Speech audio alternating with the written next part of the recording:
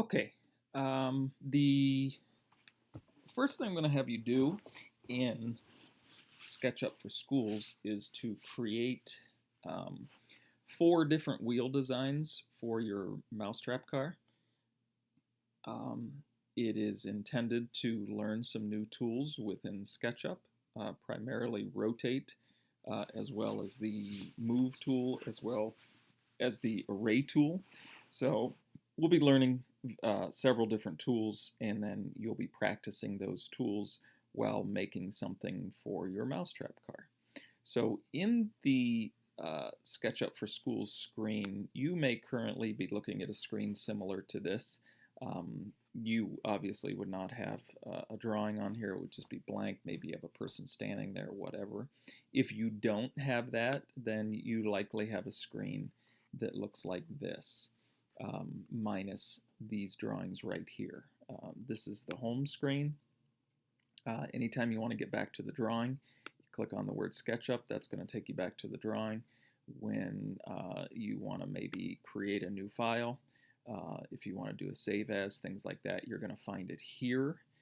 When you want to save a drawing, you're going to find that here. And when you want to get back to the home screen, you would click on those three lines right there. So I'm going to go ahead and create a new drawing, simple template, feet and inches. And every time it opens up with a person standing there, and what that does is it gives you an idea of scale. We don't need that person there, so we're going to select that person and simply click on delete. Now, the SketchUp screen clearly is a little bit different than the regular screen that we're used to. So SketchUp for Schools, you have a toolbar over here on the right side of the screen, toolbar over here on the left side of the screen. This is really where your drawing tools are going to be. Over here, these are some of your different options. A lot of the stuff that you would have found in menus across the top of the regular SketchUp screen, this is where you're going to find these in SketchUp for Schools. So the first thing, really primarily the two menus you're going to use over here is the Views menu and the Display menu. So the first one we need is the Views menu. And from the Views menu, we're going to click on Front View. It's super important when you create your wheels that they be created from front view. Otherwise, they are going to be at the wrong orientation for when we go to put them on the car in a couple weeks. So I'm going to click on Front View, and here we have a horizon in the ground. Nothing we really have to worry about other than that's what you should get when you click on Front View. And I'm going to go ahead and collapse that screen so it's not in my way as I'm drawing things. I'm going to select the circle tool. The circle tool, there's a good chance that yours is on rectangle tool by default. If you just simply click the rectangle, you will get the option to draw different things. Here we're going to draw a circle. And we're going to go to Origin. We're going to click on Origin, and we're going to drag straight to the right on red axis. Do not end up in this area or down in this area. You need to go straight across. And we're going to type 5. We're going to press return. And what that actually does is create a 10-inch wheel, because in SketchUp it works with radius. So from the center out, that was 5 inches. So 5 inches to the right, 5 inches to the left. That gives us a 10-inch wheel. There's a reason we do that. It's going to be important later. It has to do with scaling the wheel to the size that we chose for the mousetrap car. And it just is going to make scaling the wheel really easy. So we've created this 5-inch wheel. Now, we want to zoom in. Many different ways of doing this. One of the ways is 2 fingers on the trackpad, forward and back. Wherever you have your mouse, that's where it zooms to. So if I put my mouse over here, it's going to zoom into the sky, nothing there. But if I put my mouse right in the center of the wheel, zoom in, it's going to zoom to the center of the wheel. Another way you can do this, down at the bottom tool, it's orbit by default, but if you click on there, the tool all the way at the bottom is Zoom Extents. If you click on that, zooms to the extents, fits everything on the screen. Another way of doing this, let's say we were still out here like this, you can click on this and select Zoom Window, and what that does is allow to draw a box around what it is you want to zoom into, and it will zoom into that. Okay, so several different ways to zoom into that 10-inch wheel. Next thing I'm going to do is draw two, to be honest with you, randomly sized circles. I'm going to click in the center and move out toward the edge, obviously not all the way to the edge, but more than halfway. You probably want to be out in this area. Again, no specific size here. You're going to click there. And then in the middle, I'm going to click and come out maybe an inch or so. Would be plenty. You don't want to come out this far, but you probably want to be further than that. So just in this area is fine. What this does is it creates 3 parts of a wheel, and all wheels have 3 parts. You have the center part, which is known as the hub. You have the outside part. This part out here is known as the rim. And then in between is the area called the spoke area. And the spoke area must connect the hub to the rim. So for example, if I select that area and press delete, the hub is no longer connected to the rim. So if I put the hub on an axle, there's nothing supporting the rim out there. So that's not going to work. It is in this spoke area, which is where you're going to design your wheel. And this is where you're going to be creative and hopefully have a little bit of fun and really create some unique shapes of wheels. So I'm going to go ahead and get started on one of my designs. So I'm going to click on the circle tool. You can, at this point, now I'm just giving you ideas. You are not recreating the wheel just like mine is. This is where you're being creative. Now is where you're just kind of watching this video to get the idea of what I'm doing, and then hopefully you'll rewind it or fast forward through it or whatever it is you need to do to create your wheels. But right now, this is the creative piece. So you're not doing exactly what I'm doing here. You're just kind of watching to get the main idea of what it is that I'm trying to do. So I'm going to click here, and I'm just going to draw a circle, maybe about that big, and then I'm going to come below it, and I'm going to draw a circle here, and then I'm going to come below it, and I'm going to draw a circle here, maybe like that. So now what I have are these 3 circles stacked on top of each other. Now I'm going to get my arc tool, and I want to use the 2-point arc. It's the easiest one to use.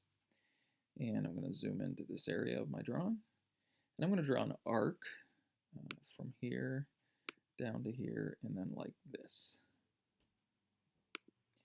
And I'm going to do the same thing on this side. I'm going to go from here to here to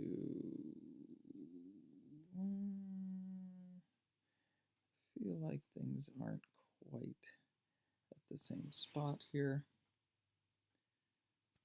So I'm going to go from here to maybe right there. Now what I can do is I can erase that line and that line, and now it created that shape. I'm going to zoom into here and get my arc tool again. I'm going to go from this point to this point. Maybe see, I'm really watching right here. If I go like this, it's going inside. I don't want to do that. I'll go about there. And here, maybe come out about like that. and then again, erase that line and that line. So now I get kind of this bubble shape or whatever you might want to call it. And right here, I'm going to select the inside of that and press delete. So now what I have is this shape that is cut out, and that's called the negative space of the wheel. I'm sure it's something that Mr. White has talked about several times in his art class. I'm going to do Shift-Z so I see the whole wheel, and you're going to see what I'm going to do with this shape in just a minute. The very next thing I'm going to do is select this circle and delete it. I'm going to select this circle and delete it. The only reason that those shapes were there was to create the space for you to draw within. Notice that the shape that I made here, it was between the hub and the rim. You cannot draw inside of the hub. You cannot draw inside of the rim. It needs to be in the spoke area. Next thing I'm going to do now is, using my selection tool, I'm going to draw a box around this shape. I'm now going to get my rotate tool. I'm going to click on origin.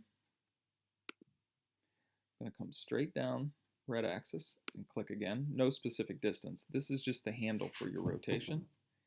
And I'm going to spin that. Now, the problem with that is it is actually moving that. I don't want to move that. I want to copy that. So what you're going to do is you're going to click the Control key on your keyboard, and that's going to turn the copy function on.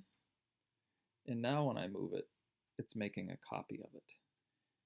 And I'm going to go 45 degrees. So I'm going to type in 45. I'm going to press return. So that made a copy of that, and it turned it 45 degrees. However, I want to take that and make it go all the way around the object. So what I'm going to do is I'm going to undo what I just did. I'm going to start that process again, but this time I'm going to make 7 copies of it, giving me a total of 8, instead of just copying and rotating 1. So again, I'm going to select the shape that it is that I want to copy and rotate. I'm going to get my rotate tool.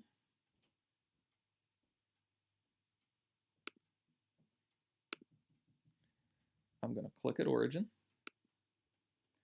I'm going to move out on red handle. I'm going to click again. I'm going to click the Control key, which gives the plus sign on the copy. I'm going to rotate it. I'm going to type in 45 degrees. I'm going to press return. And as soon as I press return, I'm going to type in X7. What X7 is saying is copy it and rotate it times 7. So I type in X7 and press return, and it spins that shape around 7 times. I can also add more to it if I want. It doesn't have to be a single shape. It can be multiple shapes that you rotate through here. So for example, if I wanted to create some circles within this open space here, I could do that. I could create a circle here and create another circle here and kind of do the same idea. Again, if I wanted to, this is where the creation comes in. I can go from here to here, maybe to here. I didn't like where I selected that necessarily. I think I'll do more in like this. And then we'll come in here like this. Just trying to make it look relatively equal. I'm going to go ahead and erase this and this. I'm going to select the shape and delete it. And now I can select these different lines.